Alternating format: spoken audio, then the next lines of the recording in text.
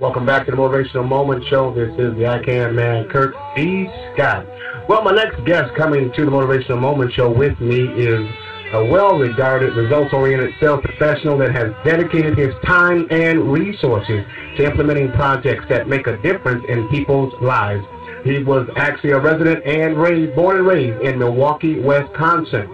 This young man has actually possessed an entrepreneurial spirit, and as he is coming up, or was coming up, it manifests into opportunities where he could use his uncanny negotiating skills to be a blessing to the companies he's worked for. He has over 28 years of expertise, allowing him to see business deals that others cannot see. He is the founder and the CEO of Brother to Brother organization. Won't you welcome to the Motivational Moments Show with me, young man out of Milwaukee, Wisconsin, Mr. Danny Claypool. Danny, are you with us today? Am I supposed to talk now? You can talk right now. How are you, Danny? Okay. I didn't know who you were talking about. That was so good. We were talking about you, my brother. He is my brother, Brother Danny Claypool. How are you, my man? I'm doing well. Absolutely. You know what? We're just, that old song is playing in the background right now, and He Ain't Heavy, He's My Brother. That song was actually handpicked just for you and your organization. We're going to get into a little bit about your organization a little bit later on in the show. Before we actually get started, I want you to tell people a little bit about who Danny Claypool is. Just a little bit. We've got a lot of questions, but let's talk about who Danny is.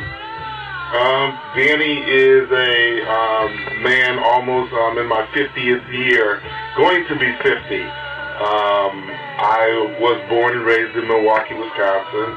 I am a sales rep for a large frame manufacturer company here in Chicago. Actually, I work in Chicago, and I'm a sales rep, and I sell eyewear representing Giorgio Armani to all the eye doctors and retailers within the Chicagoland area. How much more do you need to know right now? Well, let's talk about your wife, Teresa. You got a family there. Oh, yeah. Let's not leave her out. Get you to bed tonight. Hey, look, you're right. I'm so excited on being on the show. I'm just, I'm a little nervous. Excuse me, but I'll fit in a minute. But I also I have... know you will. I'm happy. I have two sons, Zachariah and Aaron, and a gorgeous wife named Therese. My life would not be where it is today without that element in my life, and I'm quite sure you'll get some more out of me on that subject. Absolutely. It's just an amazing thing when I first heard about your story. From a great friend of both of ours, actually, Mr. Simon T. Bailey. It was just one of those things I just had to hear for myself, your story. And we actually had a chance to chat a little bit and get some information about you. And what really got me was your story where you were actually coming up. Wow, I guess where it really began, when you came up with no formal education, and you actually made it to a very big success. Let's go back to your past about the old Danny Claypool. How was Danny in relation to what he is now? Well, to get the story in its right perspective, I have to tell you everything. I didn't graduate from high school. I left high school when I was in the 11th grade. I played basketball. In my eyes, I was very good. I should have probably been in the NBA, but at that time, they had changed the rules in the school system that you had to carry a certain grade point average. So what had happened was they came to me and said, well, we can't carry you anymore. You're not meeting this grade point average. You got to do something else. Well, that probably wouldn't have been a problem, except I had a problem. I wasn't able to read. This reading thing, somewhere along the line, I missed the skill level. I was a class clown. You can see that, God didn't take that away from me, but he took some other things away. But in my foolishness, I missed something, and had to come to the real reality of I don't have this skill that they're now saying to me, you can't make it through life if you can't read.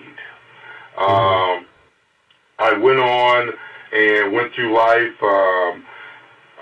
I guess what I call it today is that I started to be something that I wasn't, or be people who I wasn't, or I started acting. A good friend of mine and my mentor calls it acting. And I became a professional actor because I didn't have this skill. I had to act like I had the skill. So in all of this, I'm still thinking that I'm working on my own. What happens is you become, it's just like someone in a wheelchair that can't walk. Their legs might be weak, but their arms become super strong. My ability to communicate with people, I'm not even call it be friends, but betray people, became a very high skill level. And just kept going on through my life like this. Went on with that until the age of 36. You step in, because I keep talking, so you step in when you want to.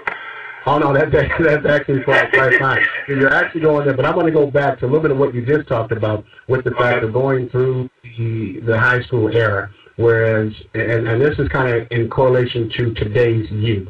Would you say that what you went through some years ago when you were in high school with trying to be an athlete and hoping to make it big on that one particular goal, and not really learn your education, do you think that's prevalent in today's society with the youth today, that same kind of mentality, whereas I'm going to get by on just my ability to play a sport? Do you think that carries today as well? Well, it's funny you say that, because I'm not ashamed to share any of my life experiences with anybody, because I believe that's what happens when you live and work in the kingdom of God. About 2 weeks ago, and I'm just going to put my son's name out there, and hopefully one day he'll hear this and go, why did he have to tell that story? So about 2 weeks ago, my son was in school, and, you know, he's a pretty good basketball player, a lot of that. But the reason I'm bringing this up, because something happened that reminded me of my childhood. My son is a smart kid, but funny enough, he talks too much. So, but his dad talks a lot. And so when I say that to people, they go, well, what do you expect? You talk a lot. Well, you know, I'm almost 50 and he's 9. Yeah, so he needs to learn how to control that. But when I walked into the parent-teachers conference, what disturbed me was they had my kid sitting off on a desk away from everybody else. And when I looked at that, and I told the teacher, I said, here's what we're going to do first. We're going to take my son off the stage. We're going to take my son off the island, and we're going to put him back with everybody else. And we'll work from there on teaching and making him better. The reason I say all that is I think one of the mistakes that happened with a personality like mine was they put me on an island. I felt alone.